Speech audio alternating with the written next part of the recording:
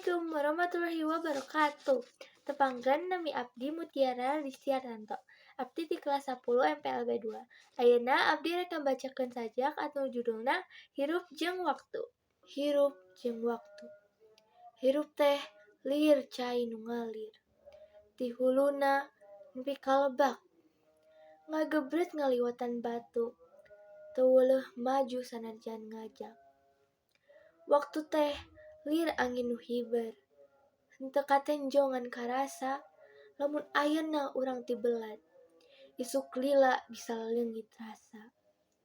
Lamun waktu henteu disayang, bakal laleungit teu karasa. Kahayang janji nu kaeusi, nyasakeun kahanjakal jero dada. Hirup kudu dipeupeus sabar, kudu tawakal dina jalan. Sing kahade lampah-lampah, supaya bagja dina akhir zaman. Aya mangsa naek ka luhur, aya mangsa murag ka handap. Teu bisa cicing satempat, sagalana tumina ku nasib. Waktu moal bisa diulur deui, moal bisa didangdakeun. Unggal detik hartina penting. Unggal langkah bakal ditenteunan.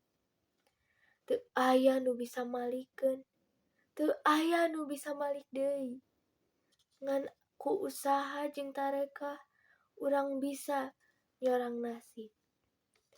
Mugia urang salawasna eling kana waktu nu terus ngalir, sing hade lampah jeung hate supaya bagja lahir dan batin.